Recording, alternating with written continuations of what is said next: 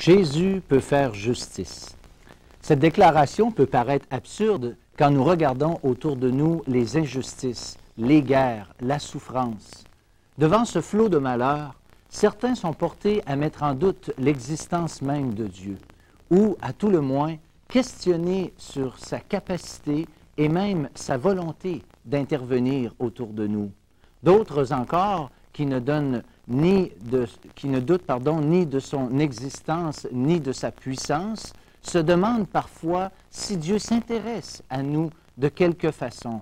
La Bible affirme cependant qu'il n'en est rien. Mais comment pouvoir prouver l'existence de Dieu, François? Eh bien, il y a un jour un homme qui a demandé, un roi en fait, a demandé à l'un de ses serviteurs ce qui suit. « Prouve-moi en 3 mots que Dieu existe. » Et ce serviteur a simplement répondu « Sire, les Juifs. » En effet, l'existence et l'histoire extraordinaire des Juifs sont à elles seules des preuves irréfutables que Dieu existe. Quels sont les arguments de la Bible qui prouvent l'existence de Dieu, François? Bien que la Bible soit à elle-même une autre preuve de l'existence de Dieu, elle refuse d'une certaine manière toute discussion à cet égard.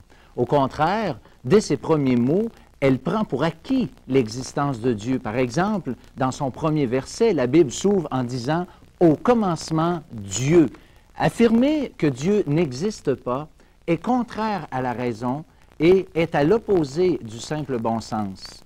Il est plus difficile de ne pas croire Dieu que d'y croire. L'auteur d'un ouvrage sur le sujet a dit ceci: « Ça prend beaucoup de foi pour être un athée, autrement dit pour renier que Dieu existe. » Une autre personne qui avait combattu longtemps pendant sa vie a fini par avouer « Je ne peux concevoir l'existence d'une horloge sans qu'il n'y ait eu d'abord d'horloger. » La Bible dit ailleurs « Le fou ou l'insensé dit en son cœur « Dieu n'existe pas. » Quand on regarde, François, le chaos qui existe dans notre monde, est-ce qu'on ne peut pas donner un peu raison à tous ces gens qui disent « mais si Dieu existe, il a certainement perdu le contrôle sur la situation ». Oui. Bien, la raison pour laquelle Dieu n'intervient pas, Jean-Pierre, est loin d'être une preuve de son incapacité d'intervenir. Le motif de la non-intervention de Dieu devrait nous humilier profondément. C'est la patience de Dieu et sa bonté qui le retiennent dans son jugement. J'aimerais lire à cet égard un texte du Nouveau Testament qui dit ceci. Ils disent « Où est la promesse de son avènement? Car depuis que les pères sont morts, tout demeure comme dès le commencement de la création. » Et un peu plus loin, au verset 9, il est dit « Le Seigneur ne tarde pas dans l'accomplissement de sa promesse, comme quelques-uns le croient. Mais il use de patience envers vous, ne voulant qu'aucun périsse, mais voulant que tous arrivent à la repentance. » La Bible affirme donc que ce n'est qu'une partie remise et que le jugement va effectivement venir. Dieu, si vous saviez, il ne se hâte pas d'exercer ses jugements. La Bible dit que pour lui, c'est une œuvre étrange, un travail inouï, inaccoutumé, que d'exercer le jugement. C'est marqué en Ésaïe 28, 21. Mais François, comment peut-on être sûr de l'intérêt que Dieu éprouve sur chacun d'entre nous? En fait, Gaston, l'amour de Dieu va bien au-delà de ce que l'on peut même s'imaginer. Et j'aimerais, pour répondre à la question, faire la lecture d'un autre verset dans l'Évangile de Jean au chapitre 3 et au verset 16. Ça dit ceci: « Car Dieu a tant aimé le monde qu'il a donné son Fils unique, afin que quiconque croit en lui ne périsse point, mais qu'il ait la vie éternelle. » Et un autre verset aussi, en Romains 5, verset 8, qui dit « Mais Dieu prouve son amour envers nous, en ce que, lorsque nous étions encore des pécheurs, Christ est mort pour nous. » La venue de Jésus est la preuve non seulement d'un quelconque intérêt de la part de Dieu, mais d'un amour qui va jusqu'à se donner lui-même. Jésus lui-même a dit « Il n'y a pas de plus grand amour que de donner sa vie pour ses amis. » Le Christ en croix a prié même pour ceux qui le mettaient à mort. Nul besoin de s'interroger de son intérêt pour nous. La renier relève de l'incrédulité pure et simple. François, le titre du message aujourd'hui, le thème que nous abordons aujourd'hui, fait allusion au fait que Jésus peut effectivement juger. Mais est-ce que la Bible est très claire à ce sujet-là? Tout à fait, Jean-Pierre.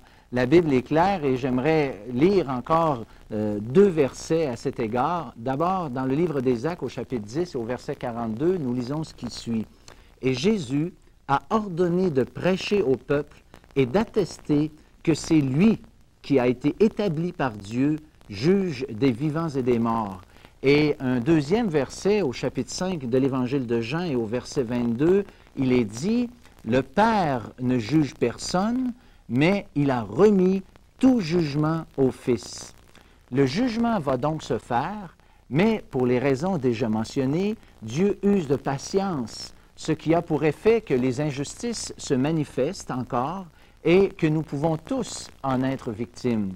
Qui d'entre vous n'avait jamais été victime d'un vol, d'une fraude ou que sais-je encore? Si vous êtes troublés devant ces questions, eh bien, vous n'êtes pas les premiers.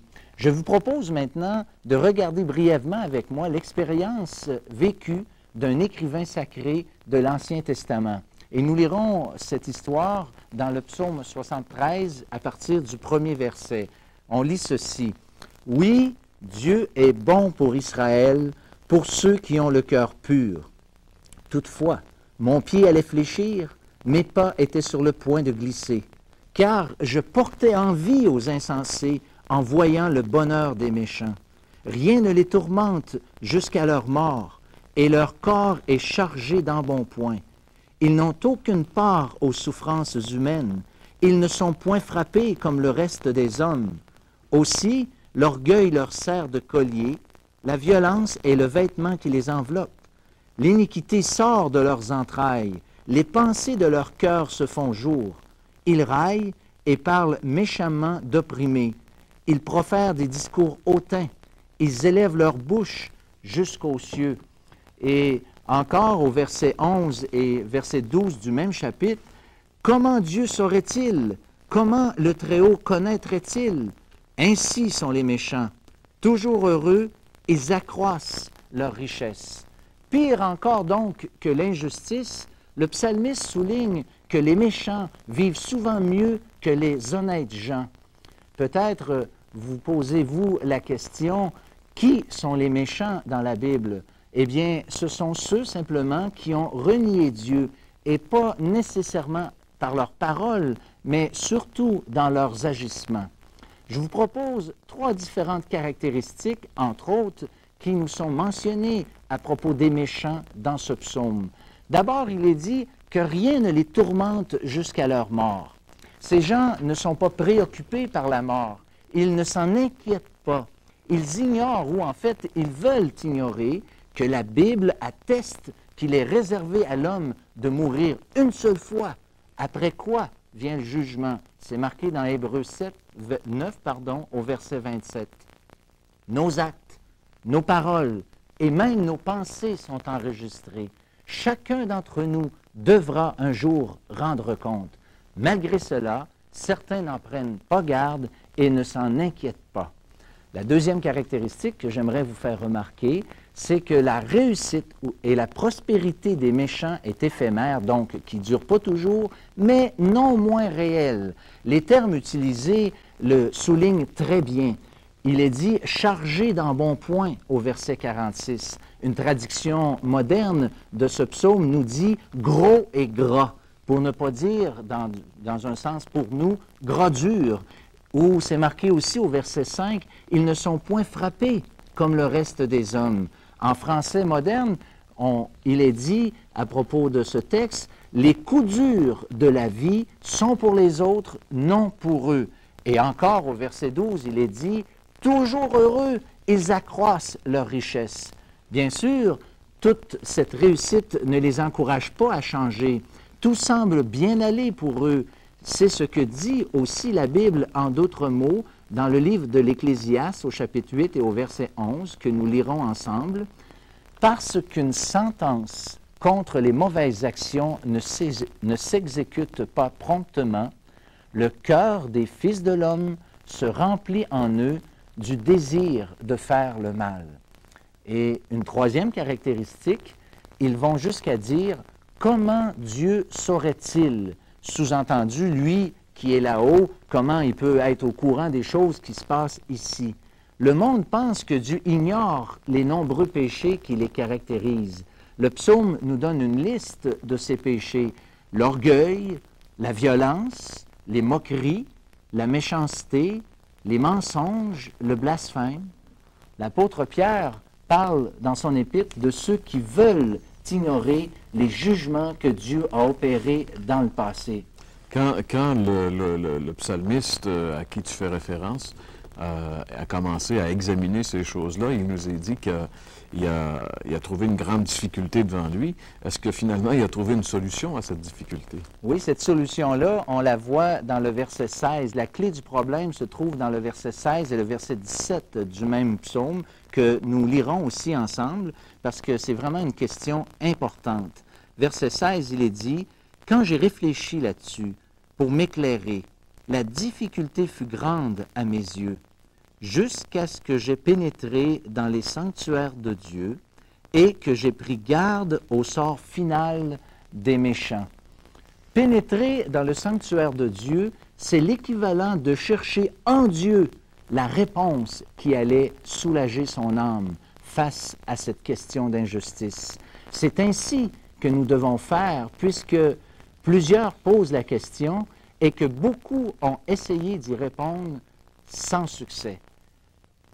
Un des problèmes que ça peut soulever, François, cependant, c'est que si finalement la réponse est que le fait que Dieu, lui, va un jour amener des jugements qui seront justes, est-ce que ça ne veut pas dire que chacun d'entre nous, finalement, on risque de passer aussi à ce jugement? Eh bien, c'est vrai.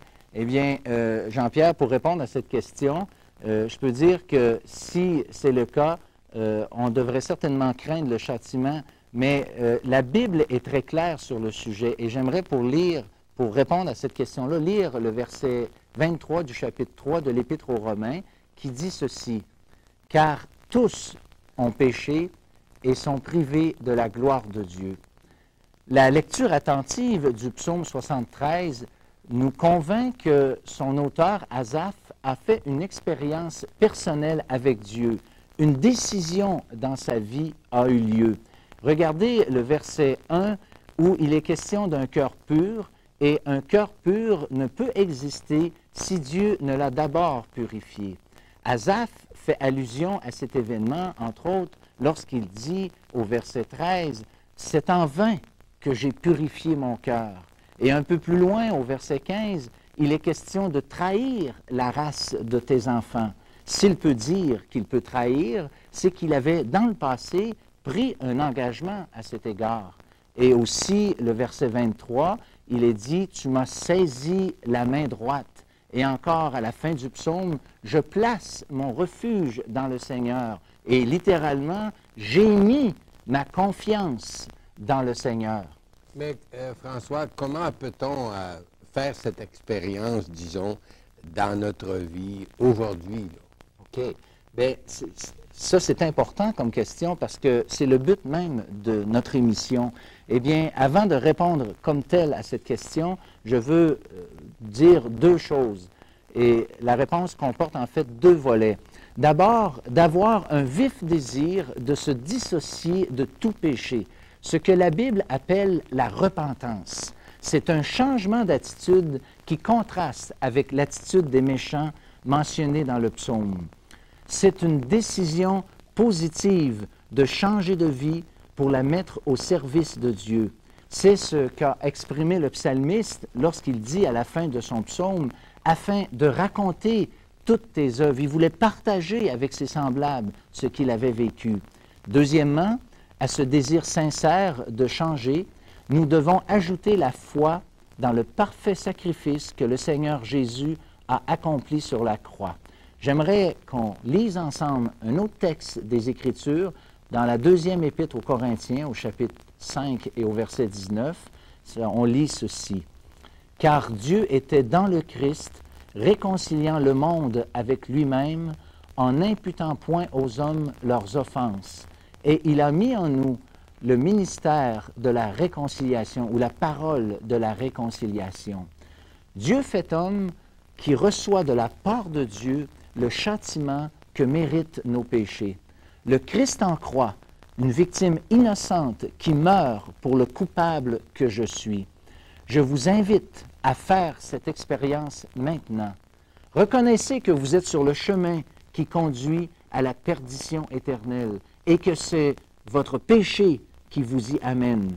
Acceptez dans un deuxième temps de tout changer ce que le Seigneur vous montrera, entre autres dans sa parole, en renonçant au péché sous toutes ses formes.